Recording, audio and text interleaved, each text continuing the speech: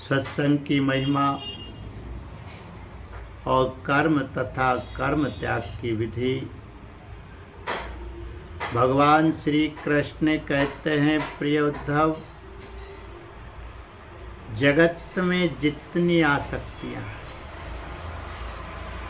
उन्हें सत्संग नष्ट कर देता है। यही कारण है कि सत्संग जिस प्रकार मुझे बस में कर लेता, वैसा साधन ना योग है, ना सांख्य, ना धर्म पालन और ना स्वाध्याय। तपस्या, त्याग, इष्टापूर्त और दक्षिणा से भी मैं वैसा प्रसन्न नहीं होता। कहाँ तक कहूँ? व्रत, यज्ञ, वेद, तीर्थ और यम नियम भी सत्संग के समान मुझे बस में करने में समर्थ नहीं है। निष्पाप उद्धव जी, यह एक युग की नहीं, सभी युगों की एक सी बात है। सत्संग के द्वारा ही दैत्य, राक्षस, पशु, पक्षी, गंधर्व, अप्सरा, नाग, सिद्ध, चारण, गुहाक और विद्याधरों को मेरी प्राप्ति हुई है।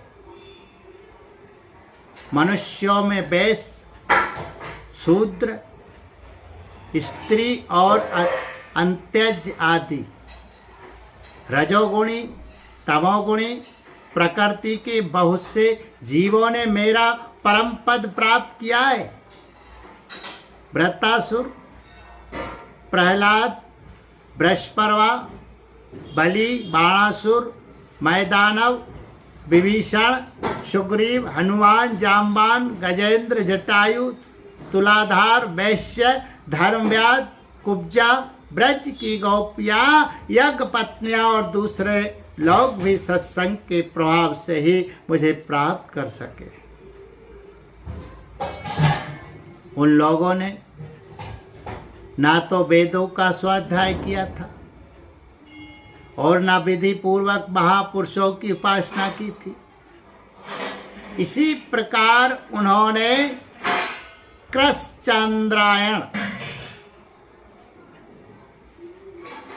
कृष्ण आदि व्रत और कोई तपस्या भी नहीं की थी। बस केवल सत्संग के प्रभाव से ही वे मुझे प्राप्त हो गए। गोपियां, गायें, यमलार्जुन आदि वृक्ष, ब्रज के हरिण आदि पशु, कालिए आदि नाग, ये तो साधन साध्य के संबंध में सर्वथा ही मूढ़ वृद्धि थे।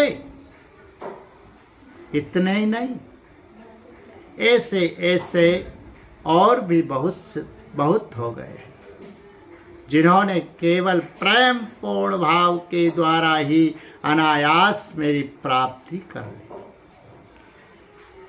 और कृत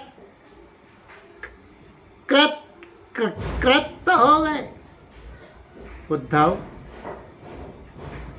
बड़े बड़े प्रयत्नशील साधक योग, सांख्य, दान, व्रत, तपस्या, यज्ञ, श्रुतियों की व्याख्या, स्वाध्याय और संन्यास आदि साधनों के द्वारा मुझे नहीं प्राप्त कर सकते,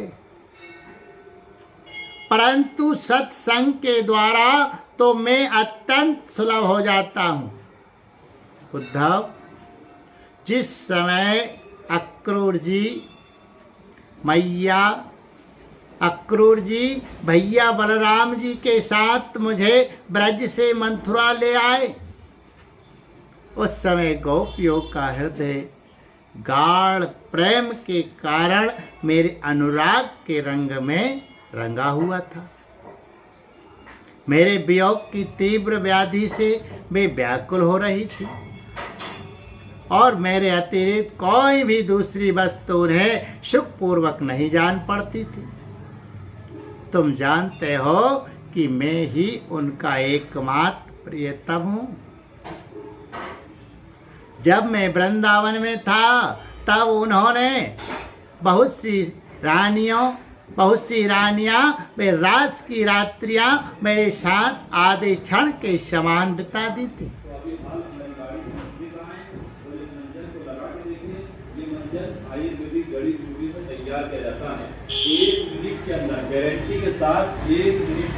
परंतु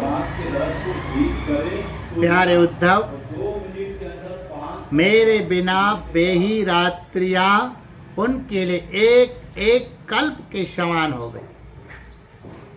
जैसे बड़े बड़े ऋषि मुनि समाधि में स्थित होकर तथा गंगा आदि बड़ी बड़ी नदियां समुद्र में मिलकर अपने नाम रूप खो देती है, वैसे ही वे गोपियां परम प्रेम के द्वारा मुझ में इतनी तन्मय हो गई थी कि उन्हें लोक परलोक, शरीर और अपने कहलाने वाले पति पुत्रादि की भी शुद्ध बुद्ध नहीं रह गई। उद्धव, उन गोपियों में बहुत सी तो ऐसी थी जो मेरे वास्तविक स्वरूप को नहीं जानती थी। वे मुझे भगवान ना जानकर केवल प्रियतम ही समझती थी और जार भाव से मुझसे मिलने की आकांक्षा किया करती थी। उन साधनहीन सैकड़ों हजारों अबलाओं ने केवल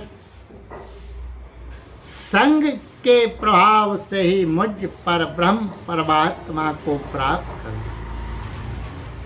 इसलिए उद्धव, तुम श्रुति स्मृति विधि निषेध प्रवृत्ति निवृत्ति और शून्य योग तथा सुने हुए विषय का भी परित्याग करके सर्वत्र मेरी ही भावना करते हुए समस्त प्राणियों के आत्मस्वरूप मुझ एक की ही शरण संपूर्ण रूप से ग्रहण करो, क्योंकि मेरी शरण में आ जाने से तुम सर्वथा निर्भय हो जाओगे। उद्धव जी ने कहा, सनकादिक योगेश्वरों के भी परमेश्वर प्रभु, यो तो मैं आपका उपदेश सुन रहा हूं, परंतु इससे मेरे मन का संदेह मिट नहीं रहा है। मुझे स्वधर्म का पालन करना चाहिए या सब कुछ छोड़कर आपकी शरण ग्रहण करनी चाहिए। मेरा मन इसी दुविधा में लटक रहा है। आप कृपा करके मुझे भली भांति समझाइए। भगवान श्री कृष्ण ने कहा, प्रिय उद्धव, जिस परमात्मा का परोक्ष रूप से वर्णन किया जाता है वे साक्षात अपरोक्ष प्रत्यक्ष ही है, क्योंकि वे ही निखिल वस्तुओं के सत्ता स्फूर्ति जीवन दान करने वाले। वे ही पहले अनाहत नाद स्वरूप परावाणी नामक प्राण के साथ मूलाधार चक्र में प्रवेश करते हैं। उसके बाद मणिपूरक चक्र नाभि स्थान में आकर पश्यंती वाणी का मनोमय सूक्ष्म रूप धारण करते हैं। तदंतर कंठ देश में स्थित विशुद्ध नामक चक्र में आते हैं और वहां मध्यमा वाणी के रूप में व्यक्त होते हैं। फिर क्रमशः शुक्र में आकर हर्षव दीर्घादि मात्रा उदात अनुदात आदि स्वर तथा ककारादि वर्ण रूप स्थूल वैखरी वाणी का रूप ग्रहण करते हैं। अग्नि आकाश में ऊष्मा अथवा विद्युत के रूप से अव्यक्त रूप में स्थित है। जब बलपूर्वक काष्ठ मंथन किया जाता है तब वायु की सहायता से वह पहले अत्यंत सूक्ष्म चिंगारी के रूप में प्रकट होती और फिर आहुति देने पर प्रचंड रूप धारण कर लेती। वैसे ही मैं भी सप्त ब्रह्म स्वरूप से क्रमशः परा पश्यंती मध्यमा और बेखरी वाणी के रूप में प्रकट होता हूँ। इसी प्रकार बोलना, हाथों से काम करना, पैरों से चलना, मूत्रेंद्रिय तथा गुदा से मलमूत्र त्यागना, सूंघना, चखना, देखना, छूना, सुनना, मन से संकल्प विकल्प करना, बुद्धि से समझना, अहंकार के द्वारा अभिमान करना, मैं तत्व के रूप में सबका ताना बाना बुनना तथा सत्व गुण, रजोगुण और तमोगुण के सारे विकार कहाँ तक कहूँ, समस्त कर्ता कारण और कर्म मेरी ही अभिव्यक्तियां हैं। ये सबको जीवित करने वाला परमेश्वर ही इस त्रिगुणमय ब्रह्मांड कमल का कारण है। ये आदि पुरुष से पहले एक और अव्यक्त था। जैसे उपजाऊ खेत में बोया हुआ बीज शाखा पर पुष्पादि अनेक रूप धारण कर लेता है, वैसे ही काल गति से माया का आश्रय लेकर शक्ति विभाजन के द्वारा परमेश्वर ही अनेक रूपों में प्रतीत होने लगता है। जैसे तागों के ताने बाने में वस्त्र ओतप्रोत रहता है, वैसे यह सारा विश्व परमात्मा में ही ओतप्रोत है। जैसे सूत के बिना वस्त्र का अस्तित्व नहीं है, किंतु सूत वस्त्र के बिना भी रह सकता है, वैसे ही इस जगत के न रहने पर भी परमात्मा रहता है, किंतु यह जगत परमात्मा स्वरूप ही है। परमात्मा के बिना इसका कोई अस्तित्व नहीं है। यह संसार वृक्ष अनादि और प्रवाह रूप से नित्य है, इसका स्वरूप ही है। कर्म की परंपरा तथा इस वृक्ष के फल फूल है मोक्ष और भोग। इस संसार वृक्ष के दो बीज है, पाप और पुण्य। असंख्य वासनाएं जड़े हैं और 3 गुण तने हैं। 5 भूत इसकी मोटी मोटी प्रधान शाखाएं हैं और शब्दादि 5 विषय रस है। 11 इंद्रियां शाखा है तथा जीव और ईश्वर 2 पक्षी इसमें घोंसला बनाकर निवास करते हैं। इस वृक्ष में वात, पित्त और कफ रूप 3 तरह की छाल है। इसमें 2 तरह के फल लगते हैं, सुख और दुख। ये विशाल वृक्ष सूर्यमंडल तक फैला हुआ है। इस सूर्यमंडल का भेदन कर जानने वाले मुक्त पुरुष से फिर संसार चक्र में नहीं पड़ते। जो गृहस्थ सप्त रूप परसादि विषयों में फंसे हुए हैं, वे कामना से भरे हुए होने के कारण गीध के समान है। वे इस वृक्ष का दुख रूप फल भोगते हैं, क्योंकि वे अनेक प्रकार के कर्मों के बंधन में फंसे रहते हैं।